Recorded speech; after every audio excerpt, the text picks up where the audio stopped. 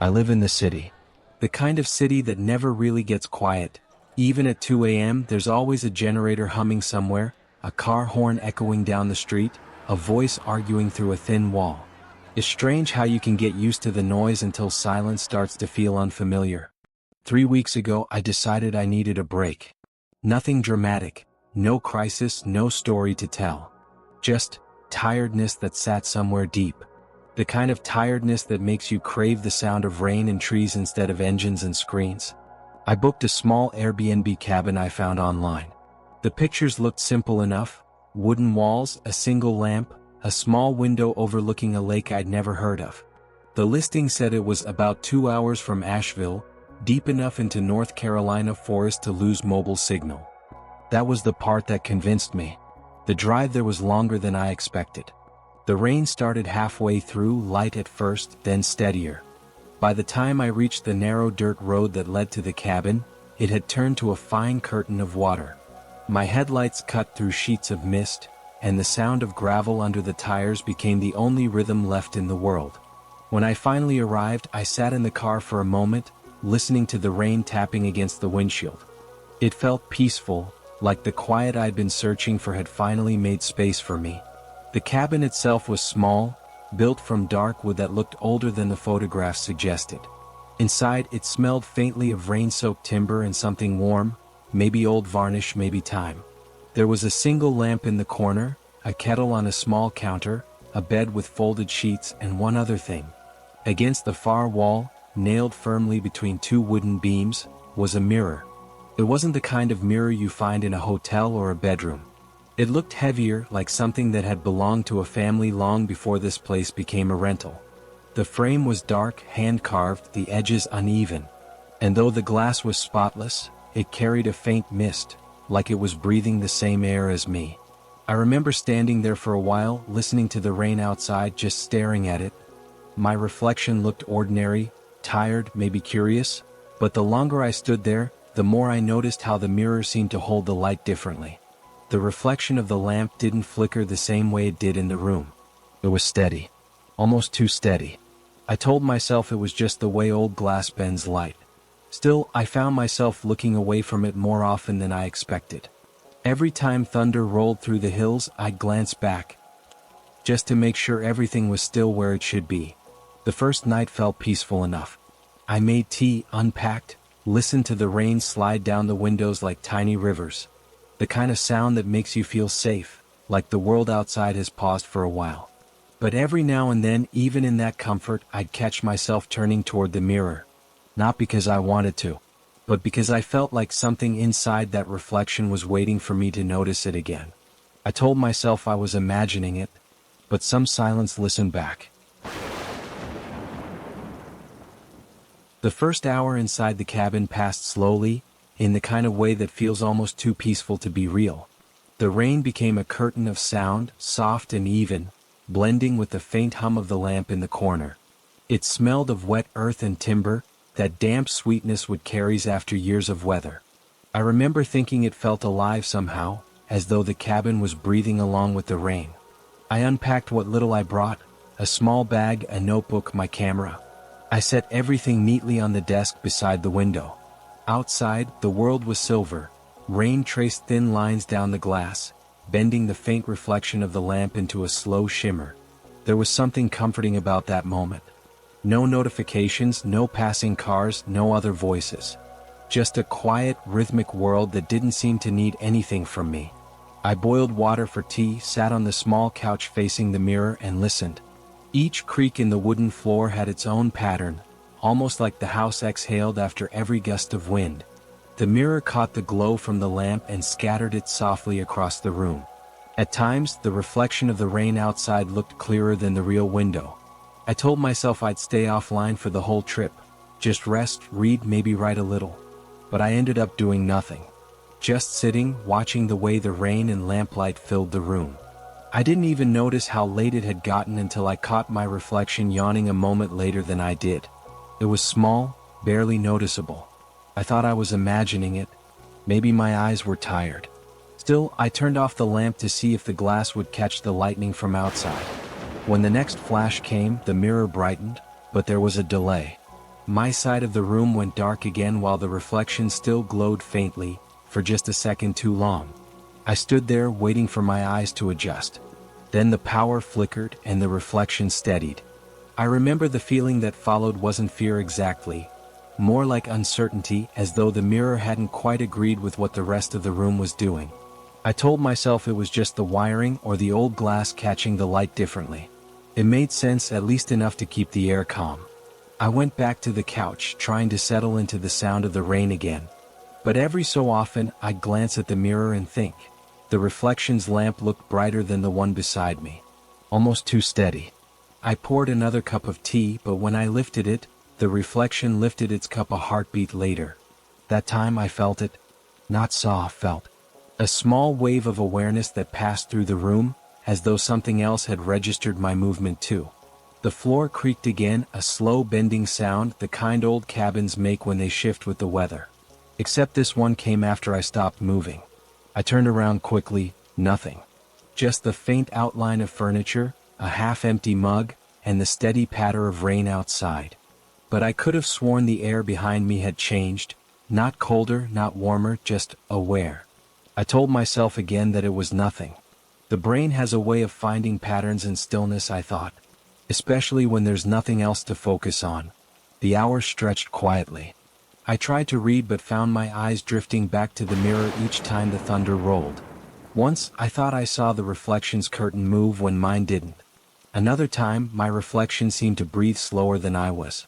None of it made sense, but it didn't feel like danger, just a strange synchronization that had started to misalign. Around midnight, I wrote a note in my journal. Mirror seems delayed, possible trick of light, tired eyes. I laughed at myself for even writing it down. Still, I couldn't shake the thought that the cabin itself had a rhythm and somehow I was a part of it now. The rain, the creaks, the flicker of the lamp, and that slight hesitation from the reflection following half a step behind. I sat there longer than I meant to, staring into the mirror without realizing it. At one point, I blinked, and when my eyes opened again I could swear my reflection was still blinking. Just a fraction too slow. I whispered out loud, "Would you have covered the mirror, or tried not to look?" The sound of my own voice felt strange in that room, soft but sharp, as if the cabin itself had been holding its breath, waiting for me to speak. I turned away, pulled the blanket tighter around my shoulders, and told myself I was just tired. But even then, with the rain steady outside and the lamp humming faintly beside me, I could feel something in the air behind me shift. A tiny adjustment, like the house exhaling again. I didn't turn back to look at the mirror. Not that night.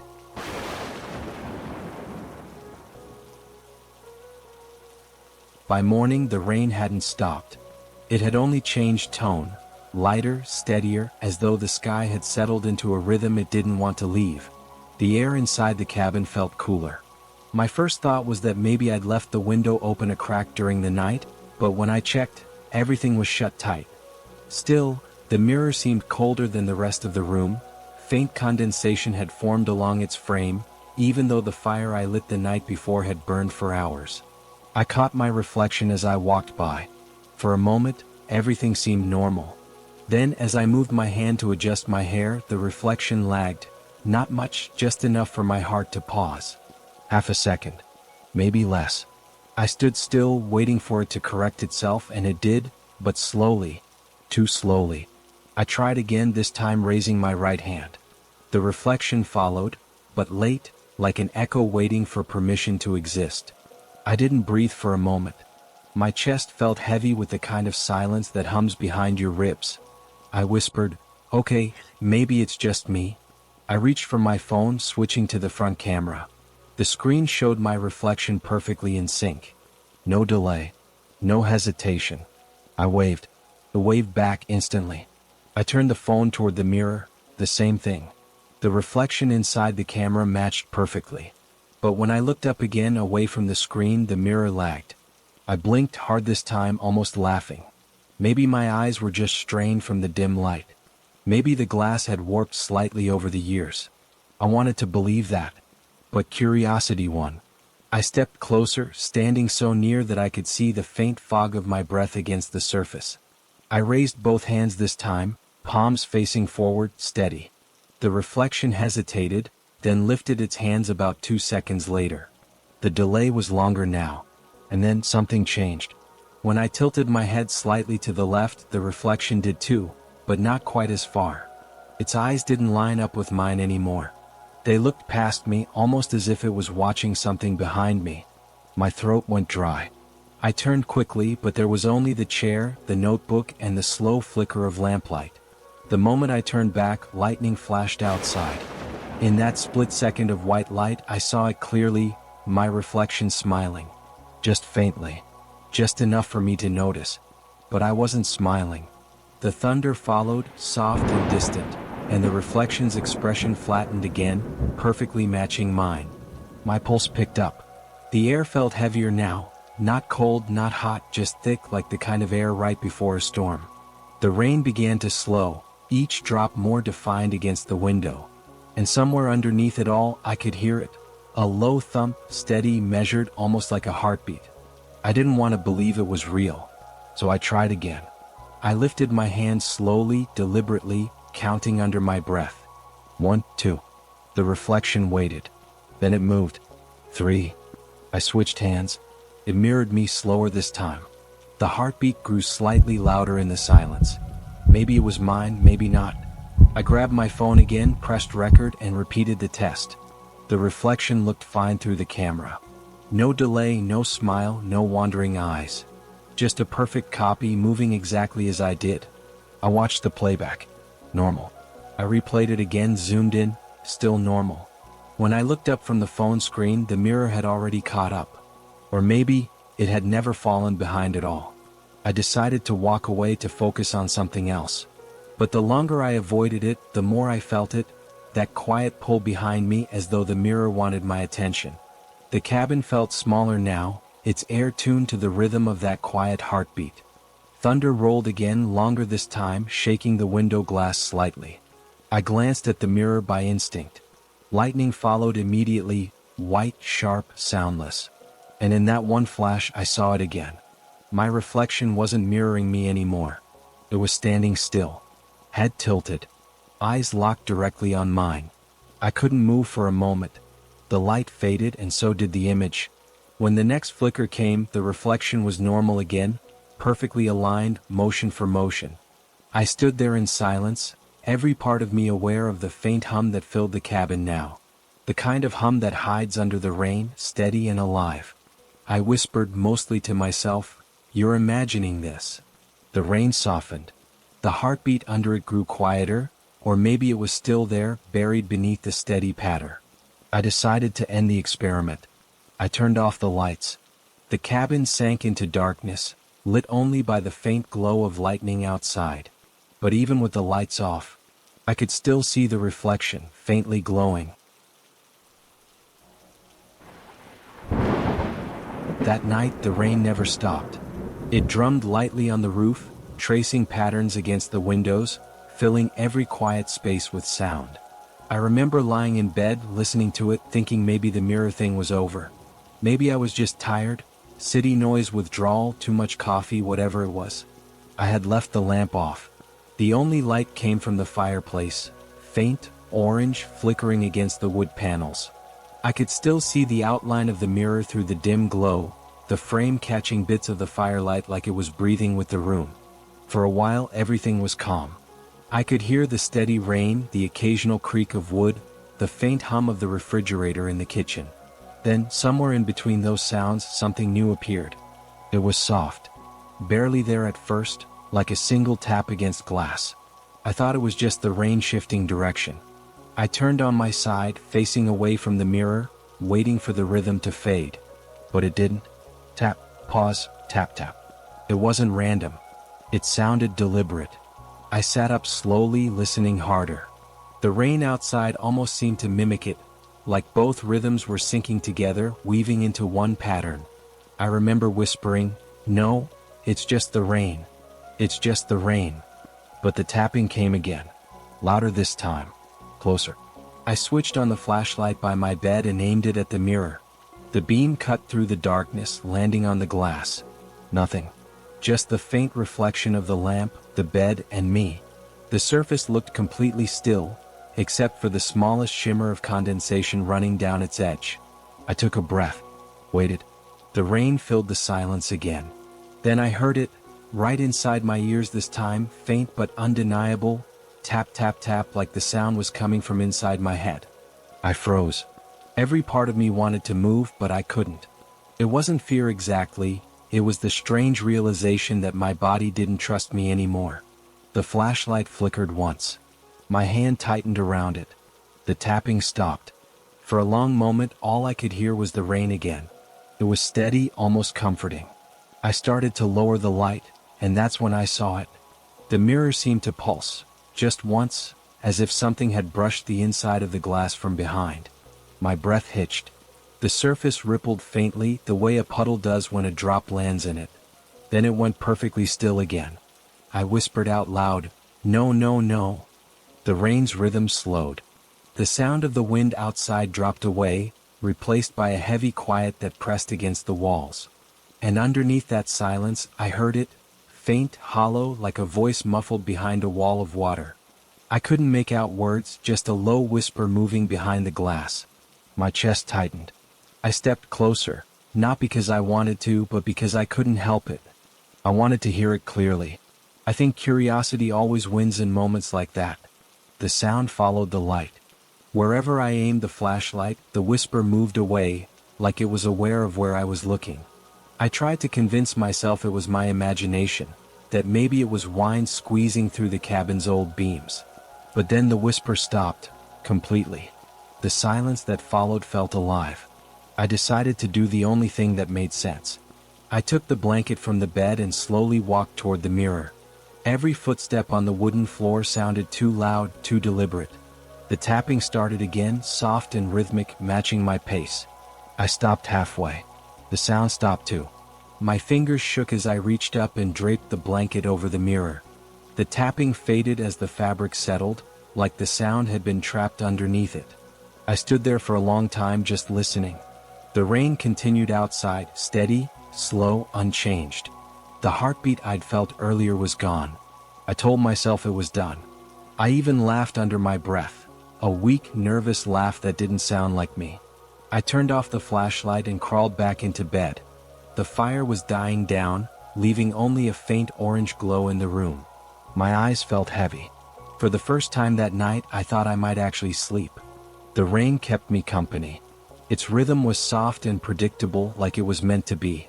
But just as I started drifting off, I heard something, a new sound. Not loud, not even clear.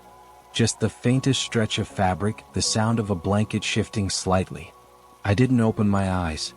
I told myself the wind had found a way in, that maybe the air moved the cloth.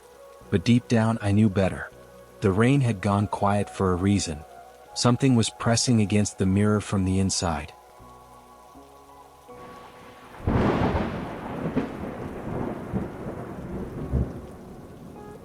Morning came quietly. The kind of morning that doesn't rush you awake. It just arrives with a faint light pressing through the curtains, and the smell of wet earth seeping through the window frames. For a moment, I thought the night before had been nothing but a strange dream. The cabin felt still again, familiar in its silence. I sat up slowly. The blanket was still hanging over the mirror, heavy with moisture from the damp air. It hadn't moved an inch. I waited a few seconds before looking away just to make sure. Nothing stirred beneath it. I remember whispering to myself, "See? Everything's fine." I went to the small kitchenette, lit the gas burner, and boiled some water for coffee. The air was cool enough that the steam from the mug fogged my glasses a little. It felt normal again, the kind of ordinary that makes you believe the world has reset overnight. I opened the window slightly. The drizzle brushed against my skin, soft and cold. You could hear birds somewhere far in the trees, faint but comforting. The kind of sound that reminds you you're alive and the world is simple. I stood there for a while, sipping my coffee, looking out over the mist-covered woods. My reflection faintly hovered on the glass, soft, barely visible through the condensation. I don't know what made me notice it. Maybe it was the way my hand moved slightly before the reflection did. At first I thought it was the fog. I wiped the window gently with the side of my hand, cleared a patch and moved again, raising my cup, lowering it. The reflection followed, but a heartbeat too late. My fingers trembled a little and I could feel my pulse against the mug. I tested it again. Slowly. I lifted my right hand. The reflection hesitated, then lifted its left. My chest tightened. I blinked hard, stepped back, tried to laugh. "It's just the angle," I said out loud as if saying it could make it true. I turned my head to the left. The reflection didn't. It stood still, eyes locked on mine, through the faint blur of the window pane. I took a deep breath, reminding myself that mirrors reverse your movements, windows do not. I even traced the edge of the glass with my fingertip, whispering the logic out loud to steady myself. But logic didn't feel solid anymore. The hum beneath the rain grew a little louder. Subtle but constant, like an engine running somewhere deep underground. I couldn't tell if it was real or something my mind was building from the silence. I backed away from the window, eyes still fixed on the faint outline staring back at me. The blanket over the mirror didn't move, but I could feel its presence in the room again. The same quiet pressure, like being watched through water. I told myself to stop looking, to turn around, to do anything else. But I couldn't. I leaned closer to the glass, my breath fogging the surface again, and for a moment I thought the reflection was gone. Then it blinked. Not when I did, after.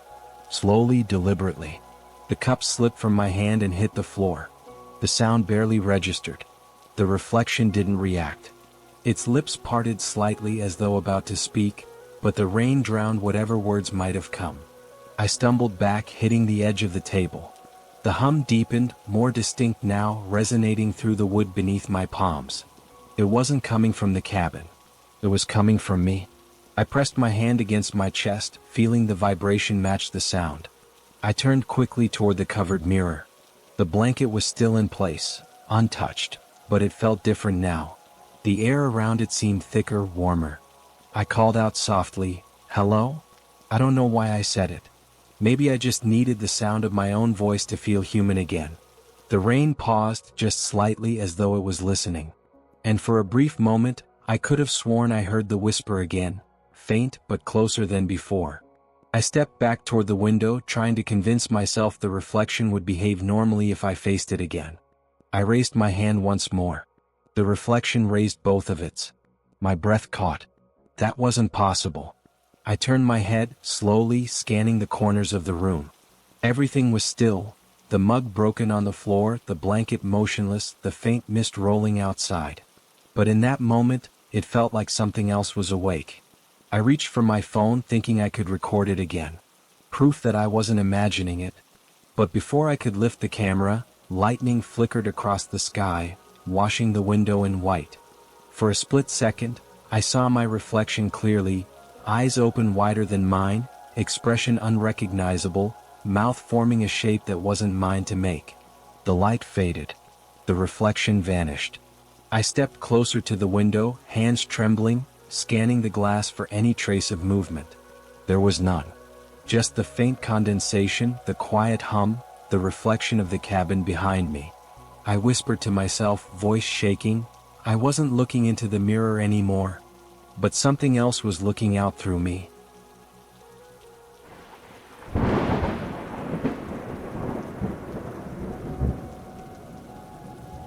I woke up to a strange sound that morning. It wasn't the creak of the cabin's old floorboards, nor the familiar whisper of rain running along the windows. It was humming. Soft at first, melodic, almost comforting, until I realized it was my voice. But it wasn't singing in tune. It was moving backward. Each note folded in on itself, looping like an echo dragged through water. At first, I thought maybe my phone had turned on some recording accidentally, playing something I'd recorded before. But when I checked, it wasn't coming from the phone. It was coming from the mirror. The blanket I had draped over it the night before was gone. Not crumpled on the floor. Not slid aside. Gone. The mirror stood bare now, catching the gray daylight that leaked through the rain. It looked cleaner than before. The edges gleamed faintly as if it had been polished. I took a hesitant step forward. For the first time in years, I felt my heartbeat in my throat. When I stood in front of it, I expected to see myself, tired, anxious, pale from sleepless nights. But the reflection didn't move. It stood perfectly still even as I raised my hand, blinked, tilted my head. My reflection stared straight through me. No blink. No shift. Nothing. And then, slowly, it turned around. It turned its back to me and started walking deeper, deeper into the reflection. The room inside the glass stretched longer than mine, the angles bending as if the mirror had no end. I couldn't move. Every rational part of me screamed to step away, but I was frozen, watching myself disappear into a world that shouldn't exist. When the reflection was gone, the mirror didn't go dark. Instead, it showed my cabin, empty. My reflection wasn't there. Just the space where I should have been standing. And then the lights flickered. One flash and I saw it. The reflection had returned.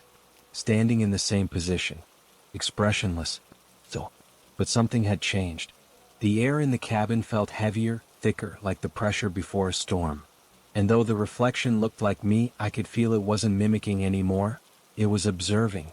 When I moved, it followed again perfectly. But the lag, that subtle, almost invisible delay, was gone. It was faster now. If I blinked, it blinked first. I backed away from the mirror slowly, never turning my back to it. I sat on the edge of the couch, phone in hand, recording once again. This time I whispered to myself, "If you're real, if you can see me, do something." Thunder rolled in response, long and deep. And in the mirror, the lights flickered again. When they came back, my reflection had its eyes closed. Mine were open. It lasted maybe 10 seconds, but it felt eternal. When my reflection opened its eyes again, it smiled faintly, my lips never moved. I stumbled back, knocking over the chair, my phone clattering to the floor. And in that small moment of panic, I saw something that made my stomach turn. The reflection was still smiling even as I screamed. The mirror's surface shimmered slightly like rippling water.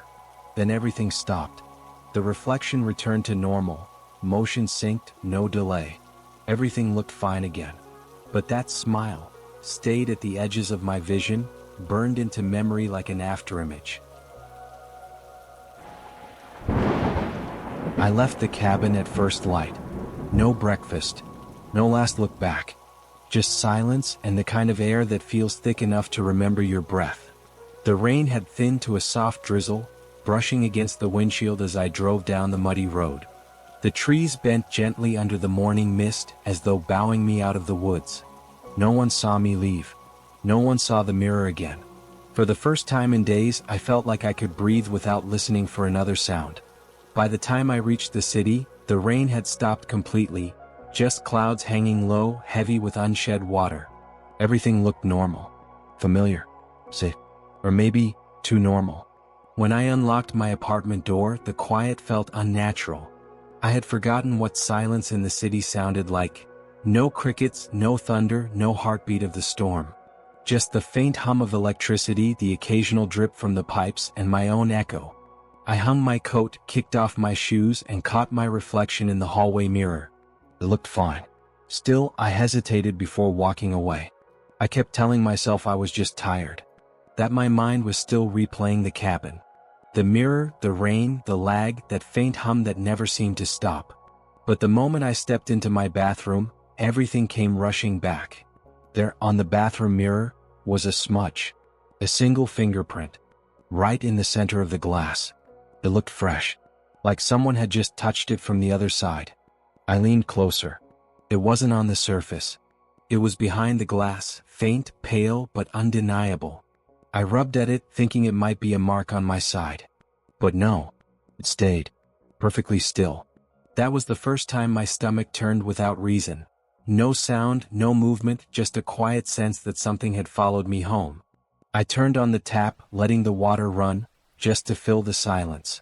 Steam rose, fogging the mirror slowly. And as the fog spread, that fingerprint began to fade. Not disappear, fade like something slowly retreating from the surface. That night, I told myself I'd forget it. I watched a film.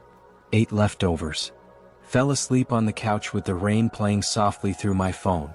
It was comforting, the same sound that used to terrify me just days ago. But sometime after midnight, the thunder rolled again. Distant, low, and patient.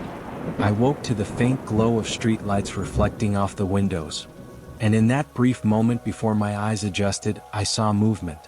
In the dark reflection of the television screen, I saw myself sitting up. Only I hadn't moved yet. The lag was small, less than a second, but it was there. The same delay I thought I'd left behind in that cabin. My reflection blinked a moment after I did. And for a brief second, its lips moved, just slightly, as though whispering. I froze, every muscle stiff. I waited for the next flash of lightning, praying it would prove me wrong. And when it came, the reflection was perfectly still again. Completely normal. The rain outside softened once more. The city lights shimmered across the glass. Everything fell quiet. But the silence didn't feel empty anymore. It felt aware. I didn't sleep after that. Every reflection, the kettle, the phone screen, even a puddle by the window, they all held a moment longer than they should. Like the world inside them was a breath behind. And sometimes, when it rains, I swear I hear that same reversed humming under the sound of thunder. Like a voice calling faintly from the glass. I used to think that some stories end when you walk away from the place they began. That once you leave everything behind, the air, the fear, the memories. But I've come to understand something else. Some places don't haunt you.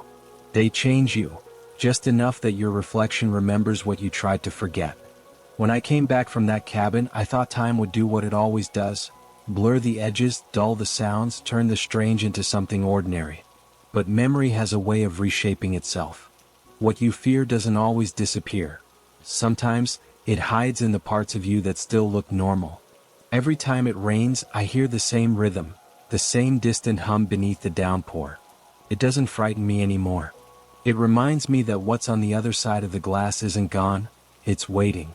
Patiently. And sometimes, late at night, when I look into the mirror, I can almost see the outline of the cabin window behind me just faintly. Like it's been there all along. I've tried to tell myself it's all imagination, that fatigue and isolation can twist reality until you start seeing echoes of yourself where they don't belong. But then I remember that morning, the fingerprint on the inside of the glass, and the way my reflection smiled before I did. That wasn't imagination. That was recognition.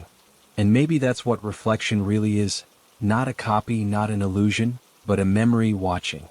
Waiting for you to look long enough that it learns how to move first. I suppose this is where I should end it. Where the storm fades, the city sleeps, and the last echoes of that cabin settle somewhere deep enough that they almost sound like peace. But peace is a strange thing. It doesn't always mean safety. Sometimes it's just the quiet you get before the next sound begins. If you're still here, you're the kind of person who looks too long into mirrors. Maybe that's how it starts. So, stay with me. Listen to the rain a little longer. Let it fill the silence that follows every story. And if you hear something soft beneath it, a hum that doesn't quite match the rhythm, don't be afraid. Just remember, some reflections don't disappear when you turn away.